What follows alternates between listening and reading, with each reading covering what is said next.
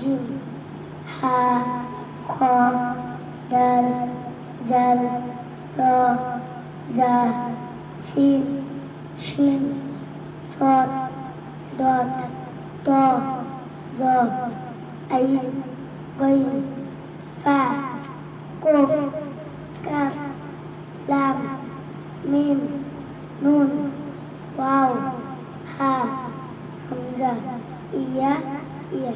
أعوذ بالله من الشيطان الرجيم. بسم الله الرحمن الرحيم.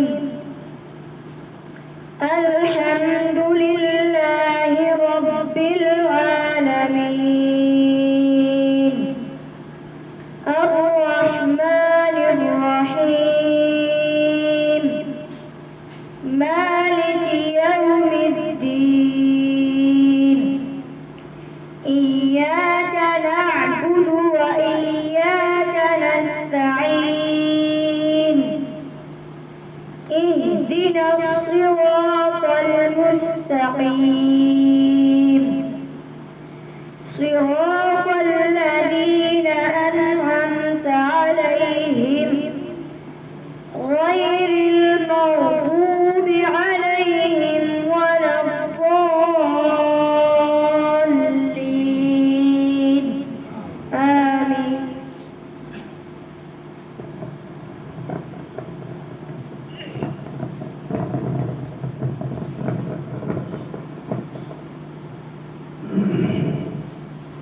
الحمد لله وكفى والسلام على عباده الذين اصطفى. أعوذ بالله من الشيطان الرجيم.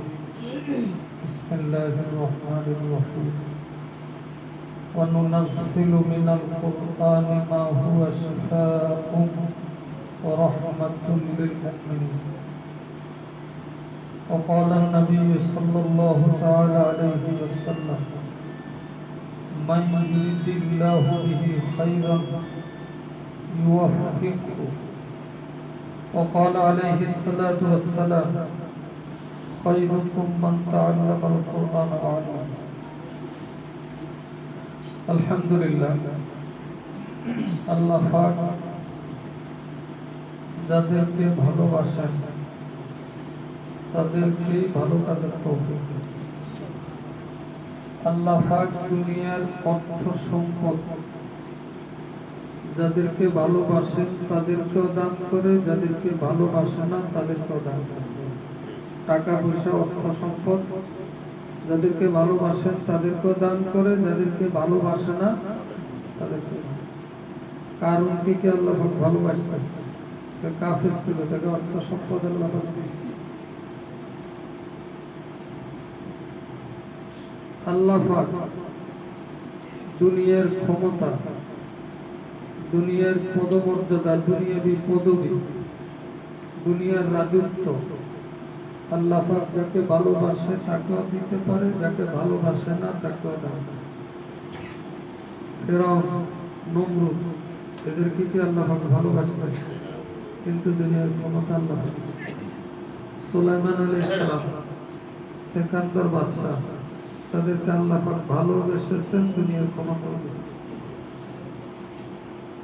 দিন, ঈমান, দ্বীনি কাজ একমাত্র আল্লাহ পাক যাদেরকে ভালোবাসেন তাদেরকেই তৌফিক দেন।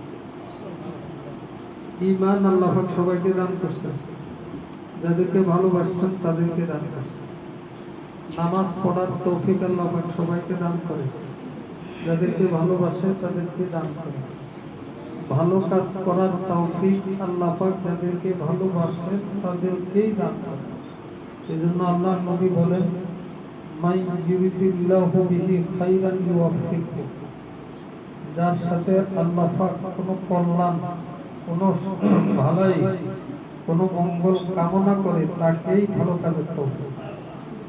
খুব ভালো করে বুঝবেন। এজন্য আমরা যে আল্লাহ পাক এখানে আমাদেরকে সমবেত হওয়ার তৌফিক দান করছেন, বলে এখানে আমরা একত্রিত হয়েছি, কোন দুনিয়ার স্বার্থ আছে? কারো যদি থেকে থাকে তাহলে একত্রিত হওয়া মিথ্যা। হ্যাঁ, এখানে একত্রিত হওয়ার মাকসাদ যে এখানে আমরা যে আল্লাহ পাক আমাদেরকে সমবেত করেছে, এখানে তিন শ্রেণীর লোক। বলেন কয় শ্রেণীর? এক শ্রেণীর লোক হচ্ছে যারা মাদ্রাসা আল্লাহ পাক যাদের মাধ্যমে প্রতিষ্ঠিত করার তৌফিক দিয়েছেন, নিজে করে নাই, আল্লাহ পাক তৌফিক দিয়েছে। আমি করতে পারছি এমন না, বরং আল্লাহ পাক আমার দ্বারা করাইছে, আমার কোনো করার ক্ষমতা নাই। দ্বিতীয় নম্বর, যারা এই মাদ্রাসায় পড়ানোর তৌফিক দিয়েছেন, শিক্ষক শিরোনাম, আর যারা প্রতিষ্ঠিত করছেন, পরিচালনা করেন, প্রথম তারা। দ্বিতীয় নম্বর, যারা শিক্ষক শিরোনামে আছে না এখানে। তৃতীয় নম্বর, যারা ছাত্র শিরোনামে আছে। এই তিন শ্রেণীর মাধ্যমে প্রতিষ্ঠান হয়। কয় শ্রেণী? এই জন্য প্রতিষ্ঠানের জন্য, যে কোনো প্রতিষ্ঠানের জন্য তিনটা জিনিসের প্রয়োজন। বলেন কয়টা জিনিস? এক নম্বর, আরবি শব্দ বলে, এটা আমি ব্যাখ্যা করব, নুফুস।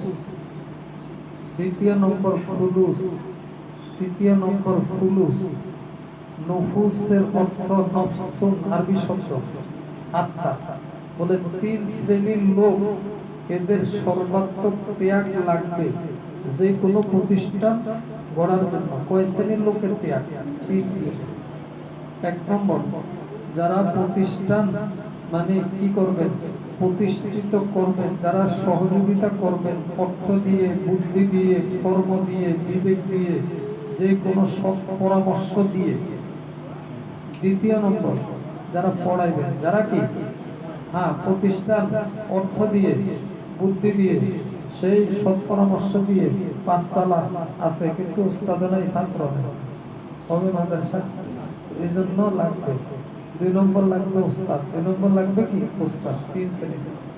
তিন নম্বর, পূর্বে বলছে এই পাঁচতলা ছয়তলা ভবনের অভাব নাই, উস্তাদ আছে কয়েকজন, ছাত্র নাই, তাহলে কি প্রতিষ্ঠান হবে? এই তিন শ্রেণীর লোক লাগবে। তিন শ্রেণীর কি? তিন শ্রেণীর লোকের মধ্যে খুব ভালো করে বুঝবেন, কয়েকটা গুণাবলী থাকা লাগবে। এক নম্বর গুণ, তিন শ্রেণীর লোক, এই যে দিনই কাজ, দুনিয়ার স্কুল কলেজ ব্যবসায়ী প্রতিষ্ঠান নয়, এটা হচ্ছে আখিরাতের ব্যবসার প্রতিষ্ঠান। এটাও ব্যবসার প্রতিষ্ঠান। মাদ্রাসাটা কি প্রতিষ্ঠান? ব্যবসার প্রতিষ্ঠান। বুঝেন? ও তিজারাতাল লান তাবুর, এটাও ব্যবসা, কিন্তু ব্যবসা দুনিয়ার নয়। কিসের ব্যবসা? এটা দুনিয়াতে দেখবেন না, তারপর দেখবেন কই? আমি একটা ঘটনা শোনাই, আপনারা শুনবেন না? সময় কম, বুঝবেন, তাহলে বুঝবেন যে আখিরাতের ব্যবসা দুনিয়ার ব্যবসা, এটা আখিরাতে পাওয়া যাবে। এক ছাত্র ওস্তাদ তাকে শিখাইছে, আপনারা এরকম অনেক সময় শুনেন ওলামায়ে কেরাম থেকে, যে বলছে কয়েকটা মাসালা শিখা, মাসালার দাম শরীয়তে একটা হাদিস মুখস্থ করা, দিনই একটা যে কোনো একটা মাসালা শরীয়তের একটা বিধান শিখাটা, বলে এর দাম কত বেশি? বলে লাখো টাকার চাইতে বেশি। এটা বুঝেছে ছাত্র কি? ওস্তাদ ছাত্র। তো ছাত্র মনে করছে এই মাসালাটার দাম তো 1 লাখ টাকার থেকে কম, ওস্তাদ বেশি বলছে। ওস্তাদ কি মিথ্যা কথা বলছেন? সত্যি কথা। এখন ওই ছাত্র, তার জুতা ছিঁড়ে গেছে, আর জুতা ছিঁড়ে যাওয়ার পরে এক মুসির দোকানে গেছে। তো মুসির দোকানে গিয়ে জুতাটা শিলা করেছে, দাম দর ঠিক করে না। তো বলতেছে মুসি, এই তার পারিশ্রমিক কয় টাকা? কয় আমাকে 2 আনা দেওয়া লাগবে। কয় তোমাকে আমি 2 আনা না, বরং 1 লাখ টাকা দেবে। বলে 1 লাখ টাকা দিবে?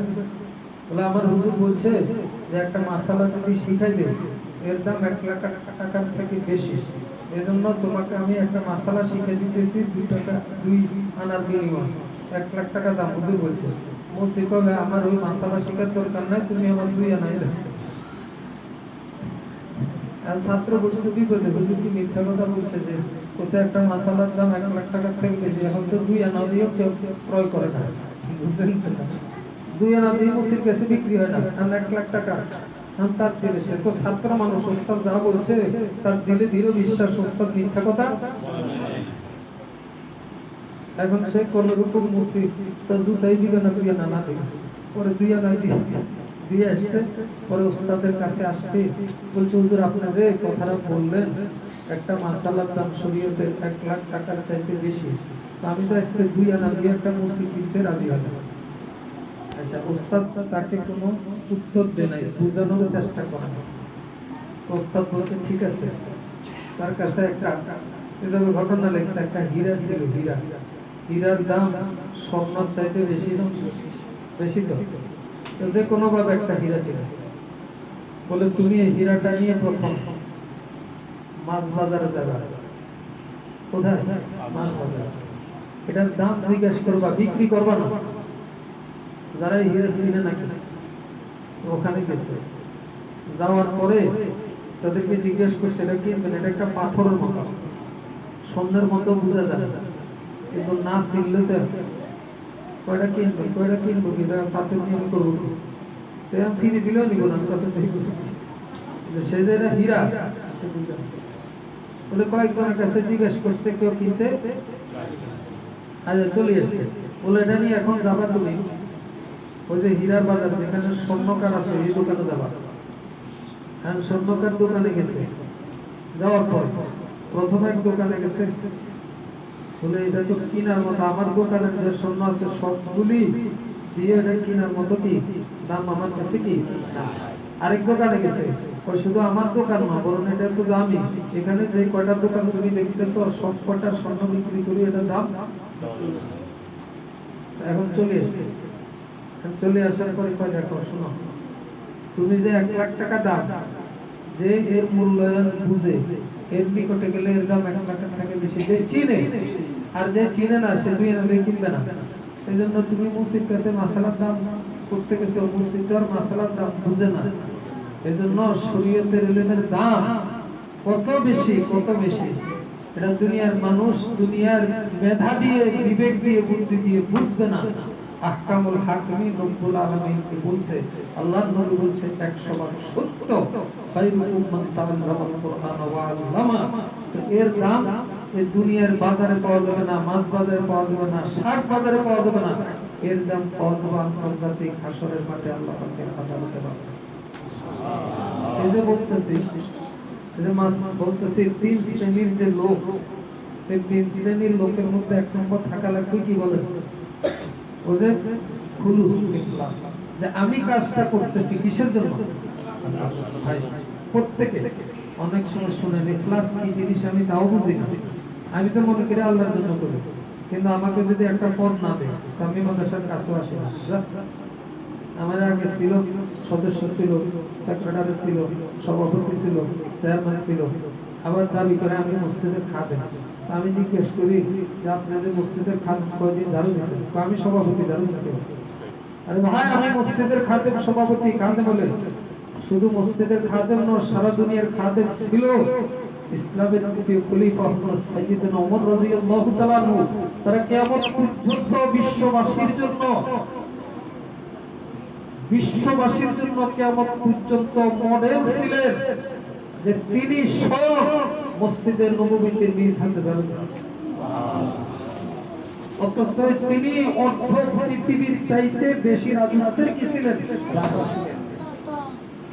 ওই ওমর নিজের পিঠে রাত্রে বহন করে নিয়ে 52 ঘোড়ানো অন্য যে প্রজাদের যারা গরিব ছিল তাদের এদের রেশন এবং খাবারের ব্যবস্থা করে দিয়ে আসছে। এই ছিল কিয়ামত দিনের, এই ছিল ইখলাস তাদের মধ্যে।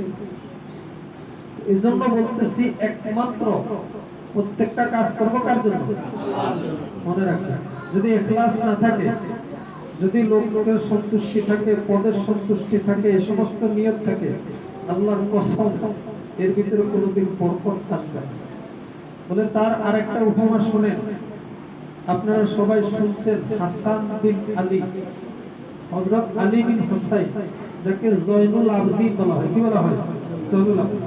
হায়াতুল হাইওয়ানে ঘটনা লিখছেন, তারিকুল খোলাফা কুলিয়াতুল আউলিয়ার মধ্যে আছে, ওখানে এক ধরনের ঘটনা আছে।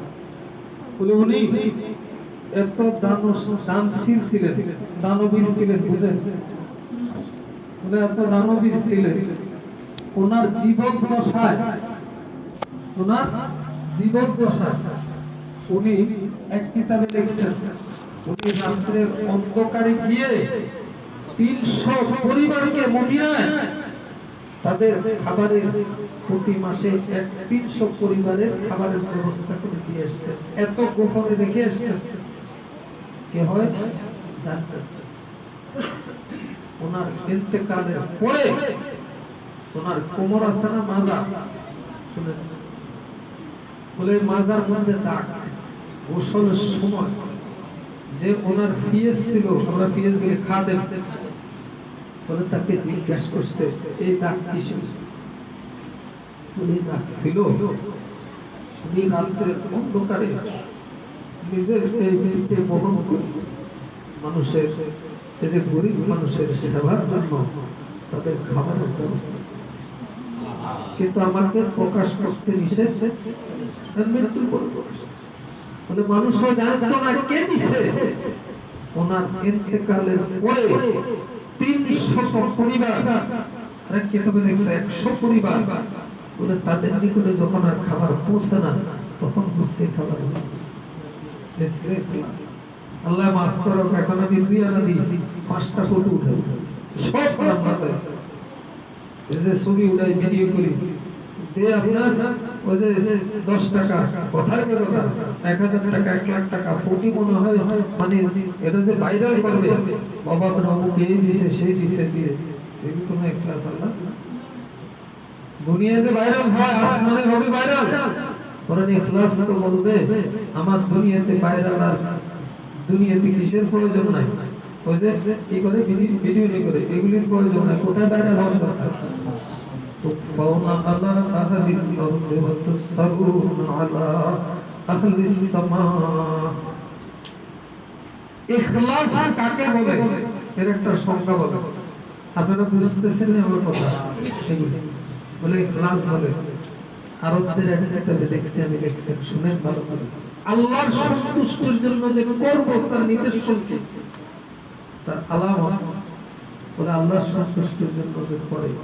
কোন ব্যক্তির নিকটে যদি দোষ থাকে, আমি অনেক দোষ আছে, এই দোষগুলি কি মানুষের দরবারে বলে বেড়ায় আমি অন্যায় করছি, অকাশছি, এত জায়গায় চুরি করছি, অমুক জায়গায় করছি, অমুকের মেয়ের সাথে করছি, অমুকের জমিন অমুকের, এগুলি কোনোদিন বরং দোষ যদি থাকেও সে সবসময় গোপন রাখার চেষ্টা করে। আল্লাহ আমার দোষগুলি যেন কেউ জানি না, এরকম চেষ্টা করে না, বলে জানো না জানে চেষ্টা করে তো বলে তোমার দোষগুলিকে তুমি যখন গোপন রাখার চেষ্টা করো, বলে তোমার নেকিগুলিকে তুমি যদি গোপন রাখার চেষ্টা করো, এর নাম ইখলাস। এখন আমি নেকিগুলি যদি প্রকাশ করতে থাকি, অমুক করছে সেই করছে, মনে রাখবেন এর নাম ইখলাস। এজন্য 3 শ্রেণীর মধ্যে যে যারা প্রতিষ্ঠিত করবে, যারা কি করবে পড়াবে, যারা পড়বে, 3 শ্রেণীর মধ্যে ভুল লাগবে যে আমাদের সব মেহনত সব কাজ কার জন্য? আল্লাহর জন্য। আল্লাহ বলে এর পরিচয় কি জানেন? এর পরিচয় হচ্ছে আমি বলি আমাদের কথার কথা সমাজে এটা বিভিন্ন শৃঙ্খলার জন্য অত বিভিন্ন জনকে বিভিন্ন দায়িত্ব দেওয়া হয়, কারণ শৃঙ্খলা না দিলে, দায়িত্ব না দিলে দেখা যায় কাজও হয় না, আবার সবাইকে গোছানো হয় না। কিন্তু দায়িত্ব ওনাকে দিছে, উনিও এই মনে করে নিছে যে এটার দ্বারা একটা আমি নিলে তিনি একটা ফায়দা, আমার এখানে কোনো একবারে সভাপতি চেয়ারম্যান এমন কিছুই নয়। কিন্তু কোনো সময় দেখা যায় পরামর্শ কমে, ওনাকে এই সময় দেওয়া হলো না, তখন উনি আগে যেভাবে কাজ করছেন ওনার পূর্বের চাইতে আরো যদি উত্তমতার সাথে কাজ করে, বুঝে গেছে উনি আগে আল্লাহর জন্য করছেন। আর যদি ওনাকে বাদ দেওয়ার পরে উনি আর কাছেও আসে না, কার কি ভাই আমার আগে সভাপতি ছিল, আগে আমি এই প্রমুখ ছিলাম, আমাকে একটু দায়িত্ব এখন ডাকে না, আমি আর যাবো না, তো বুঝে গেছে তার কাছে ইখলাসের সাথে হয় না। শুনেন হযরত খালিদ বিন ওলীদ রাদিয়াল্লাহু তাআলা আনহু, আমরা জানি সবাই জানি খালিদ বিন ওলীদ বলে যে পুরা ইসলামে দেখেন ইয়েদের মুজাহিদিনদের সৈনিকদের কি ছিলেন? প্রধান সেনাপতি ছিলেন কে? খালিদ বিন ওলীদ। মুসলিম প্রধান কি ছিলেন? সেনাপতি। খুব ভালো করে বুঝবেন, ওনাকে যখন হযরত সাইয়েদনা ওমর রাদিয়াল্লাহু তাআলা আনহু সেনাপতি থেকে ওনাকে কি করছেন? অব্যাহতি দিয়েছেন, সবাই আমরা জানি। তখন তার স্থলের সেনাপতি নিযুক্ত করছেন হযরত আবু উবাইদা ইবনুল কি জাররাহ রাদিয়াল্লাহু তাআলা। হযরত খালেদকে চিঠি লিখছে। খালেদ কিন্তু নিজে প্রকাশ তো করে নাই, অনেক ক্ষেত্রে চিন্তা করে এটা প্রকাশ করলে অনেকের মধ্যে দুর্বলতা আসতে পারে।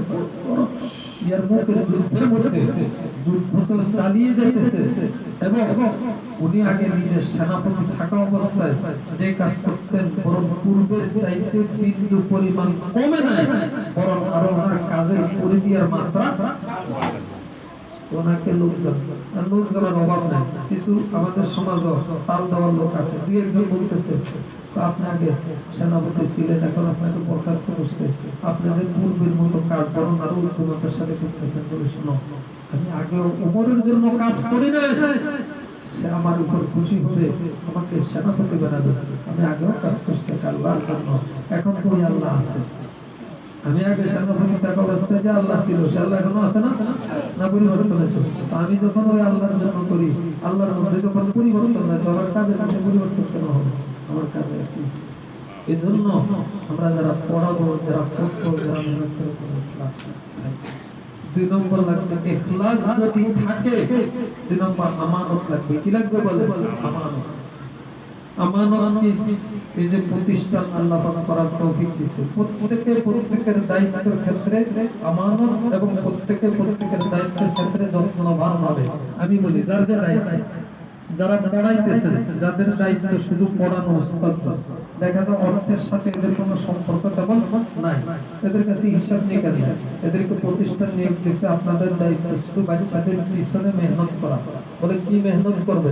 আপনারা বাচ্চাদের পড়ার পিছনে দেখবেন, বাচ্চাদের আমল দেখবেন, তারা পড়ার সাথে সাথে নিজেরা কি গড়া আমল। 3 নম্বর বাচ্চাদের আখলাক চরিত্র দেখবেন, তাদের চলাফেরা, তাদের কৃষ্টি কালচার, তাদের শিষ্টাচার, তাদের কিভাবে কার সাথে ব্যবহার করবে, মা বাবার সাথে, উস্তাদের সাথে, বাহিরের লোকদের সাথে, বড়দের সাথে, এগুলি তাদেরকে শিখানো। এটা হচ্ছে কার দায়িত্ব? উস্তাদের। এটা হচ্ছে তাদের নিকটে বাচ্চাগুলি আমানত। 2 নম্বর সিফত লাগবে আমানত আদায় করে। বলে তারা যদি এই আমানত আদায় করার মধ্যে ত্রুটি করে, তাহলে কিন্তু এই প্রতিষ্ঠান করবে। তারা দেখা যায় মাসে মাসে ঠিক আছে বেতন নিতেছে, কিন্তু বাচ্চাদের নিজে খোঁজ খবর না, পড়ার টাইমে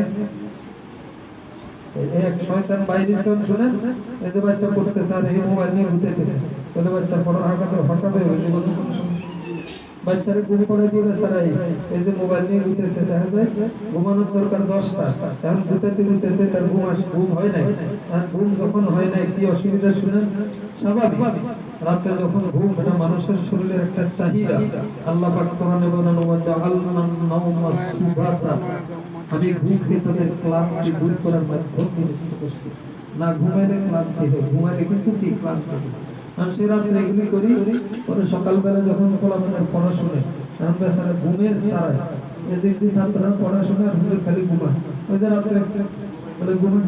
এরপরে যখন নাকি ছাত্র ভুল শুধু কিছু বুঝে না, মেজাজ ফেরা থাকে, তখন বুঝে একটু ওটা বলে দিয়েছে পিঠা, আসলে ঠিক হলেও এর কাছে উল্টা শুনছে, আবার উল্টা করলেও ঠিক শুনছে। আল্লাহ মাফ করো, সব খেয়ানত করতেছে। শুনে এরা মানে আমি কাউকে কোনো টার্গেট করে কোথার কসম বলার উদ্দেশ্য না, আলোচনা উদ্দেশ্য। এরকম যদি কারোর মধ্যে থাকে তো বড় খেয়ানত। তার জন্য প্রতিষ্ঠানে এই যে তাকে যে স্যালারি দিয়ে এটা নেওয়া যায় না, কারণ সে দায়িত্ব কি করে না, পালন করে না। দায়িত্ব পালন না করলে সে কিভাবে আপনাকে দিবে? এই জন্য তারা ছাত্রদের শুধু পড়ানোর পিছনে নয়, বরং ছাত্রদের কি করতে হবে? পড়া, আমল, আখলাক, এগুলির পিছনে মেহনত করা, এদেরকে বানানো, এটা এদের দায়িত্ব, এটা তাদের নিকট আমল। কিন্তু বানানোর জন্য প্রথম নিজে বলতে হবে, নিজে কি করতে হবে? আর জানানোর সময় হয়ে গেছে, 2 মিনিট থাকলে শেষ করা যাবে না। শুনে বানানোর জন্য প্রথম নিজে বলতে হবে না। কেউ যদি নিজে ড্রাইভারি বানানো না পারে, চারিজনের শিখাতে পারবে? শিখাতে পারবে না।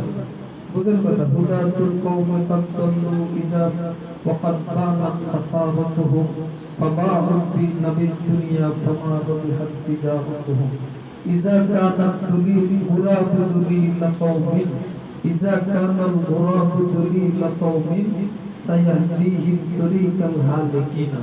অর্থ বলে কোন সম্প্রদায় রাহাবর বুঝেন তো, পথ দেখায়, পথ দেখা যায় এর যদি কাক হয়, কাক বুঝেন তো, তাহলে সে কাক তো মৃত জিনিস খেতে অভ্যস্ত না, বলে সে তখন কার দিকে পথ দেখাবে, ওই যে মৃত প্রাণীর দিকে নিয়ে যাবে।